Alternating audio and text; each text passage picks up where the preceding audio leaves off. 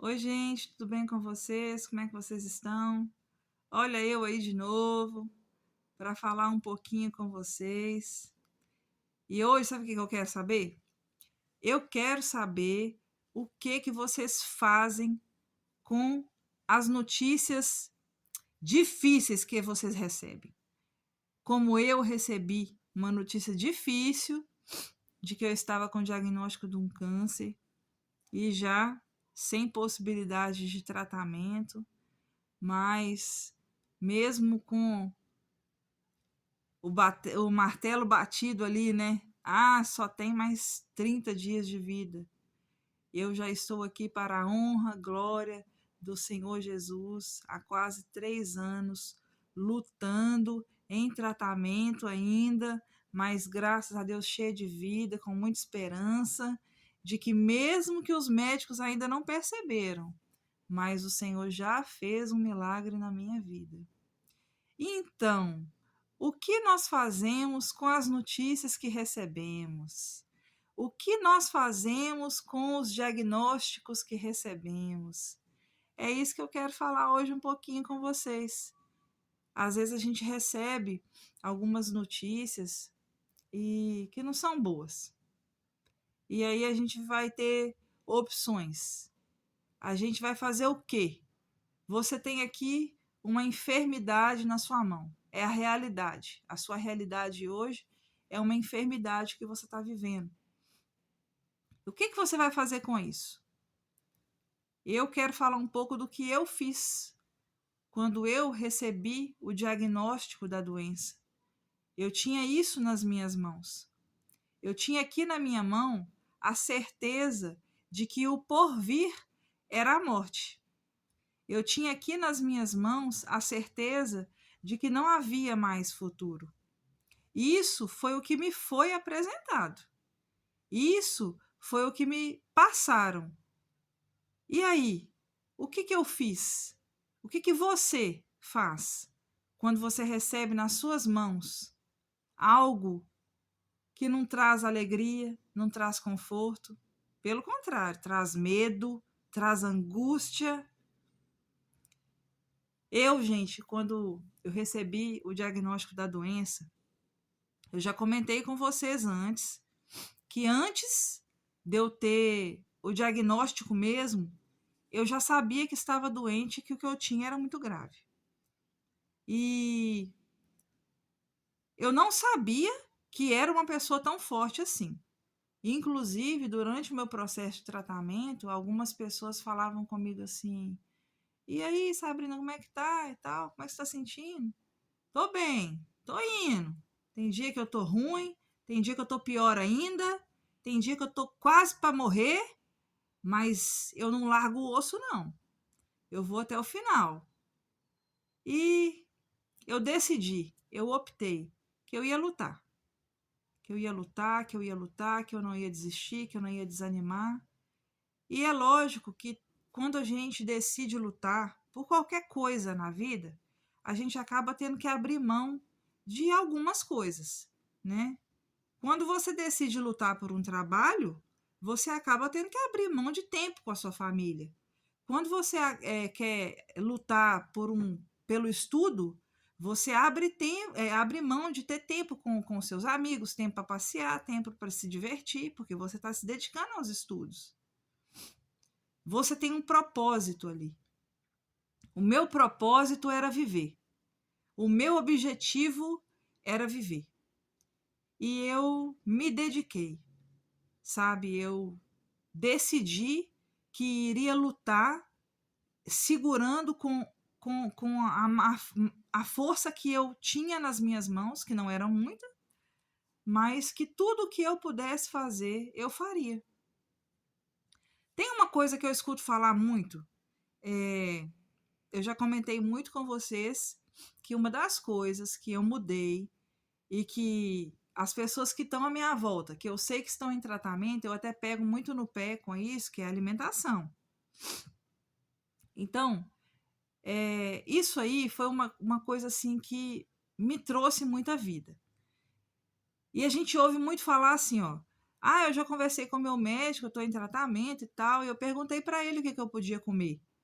Aí ele falou que eu posso comer de tudo. Eu posso comer de tudo. Gente, não é assim que pode comer de tudo. Muitas vezes eu brinco muito isso com o meu médico. Você falou que eu podia comer de tudo porque você achou que eu ia morrer. Aí você pensou assim, ó, deixa ela comer de tudo para ela poder comer tudo que ela quiser, para ela chegar no céu de barriga cheia. Não quero chegar no céu de barriga cheia e não quero me envenenar. Então eu fui muito atrás de coisas que me nutriam, que me trazia vida, que me trazia cura, porque o alimento, ele também cura, ele fortalece, ele nutre, mas ele cura o nosso corpo. A gente tem que voltar lá naqueles tempos, né, onde a avó da gente, nossa barriga doía, e a avó da gente fazia chá, manda, vai tomar água, menino, vai, espreme um limão que passa. Gente, é bem isso. Porque quando o Senhor, ele constituiu esse mundo e ele nos colocou aqui nesse mundo, Deus não é carrasco. Deus é papai. Ele é um Deus de amor. Ele deixou tudo aqui para que se resolvesse os problemas. Tá com dor de barriga? Tem essa planta. Tá com dor de cabeça? Tem aquela planta lá. E a gente tem que voltar um pouco nessas raízes. Então, assim, isso me trouxe coisas muito boas. Me fortaleceu, meu corpo, e a minha mente ficava clara. Quando eu me alimentava bem, me trazia clareza mental e tranquilidade, me trazia paz, porque eu sabia que eu estava comendo um alimento que não ia me trazer prejuízo. Eu não quero muito ficar entrando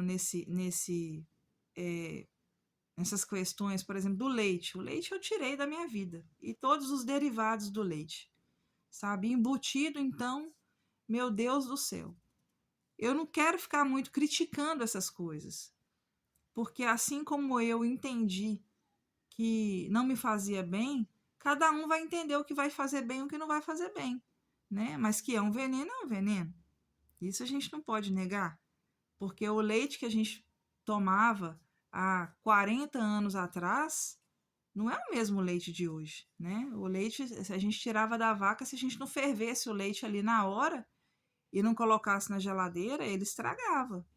Hoje não, hoje o leite fica na prateleira lá 1 ano e não dá nada. Então, assim, a gente acaba fazendo as escolhas. Eu fiz escolhas com relação à minha alimentação, eu abri mão de muita coisa, eu não fiquei triste, sabe? Eu criei saídas e estratégias para poder comer de tudo que eu queria. Então, gente, eu amo uma coxinha. Meu Deus do céu, quem não gosta de coxinha? Deve ter alguém, né? Mas eu amo uma coxinha. E daí eu fazia coxinha com a massinha de mandioca, sabe?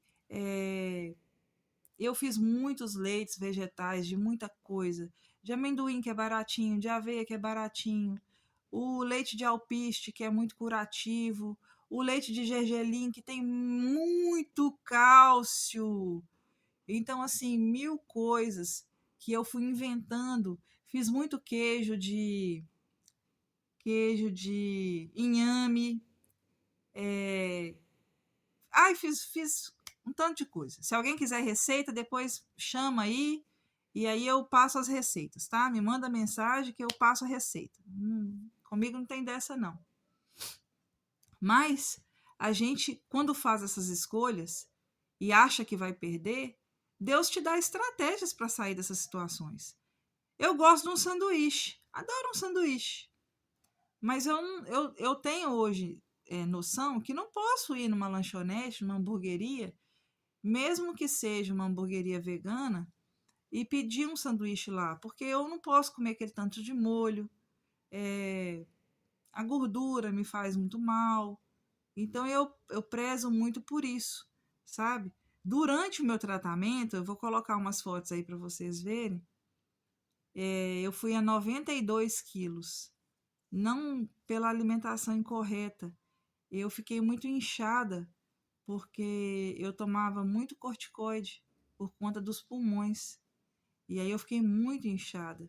Eu fiquei tão pesada que era difícil para mim me locomover para fazer coisas básicas. Abaixar, eu fiquei muito tempo sem conseguir abaixar, agachar assim. Eu não conseguia.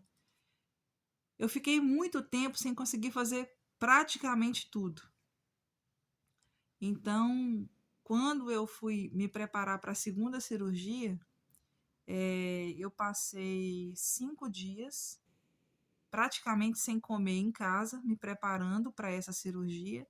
E no hospital eu passei 10 dias sem alimentar praticamente nada. Eu fui comer nos 3 últimos dias que estava lá, mas comer aquelas coisas, né? Vinha uma verdurinha sem sal nenhum, vinha uma gelatina, uma coisinha assim, suco, nada que, como diz o outro, que dá sustância, não. Era tudo alimentação venosa, né? E aí eu acabei perdendo muito peso, mas não foi uma coisa ruim, porque eu estava perdendo peso, mas eu não estava perdendo, não estava ficando desnutrida, né? Mas foi um processo, precisava daquilo, eu tinha que passar por isso, porque como eu fiz uma cirurgia e acabou mexendo no intestino, então não podia gerar nada ali naquele intestino para fazer ele funcionar. Ele tinha que ficar limpinho até ele cicatrizar todo, para não ter nenhuma infecção. Então, por isso que eu tive que ficar sem me alimentar. Mas é bem assim, e eu gostaria que vocês pensassem nisso. As coisas que a gente tem que abrir mão, focar naquilo que a gente precisa no momento, ser determinado e escolher, a fazer as escolhas que vão nos fazer chegar no nosso objetivo, alcançar a linha de chegada. Pensa nisso hoje. Depois fala comigo aí o que vocês acharam. Ó, Deus abençoe a vida de todos vocês. Para quem está em tratamento, para você que é familiar de quem está em tratamento, força. Deus abençoe vocês. E assim como aconteceu comigo, com a minha família, o Senhor vai dar a força da superação para que vocês possam vencer. Um grande abraço.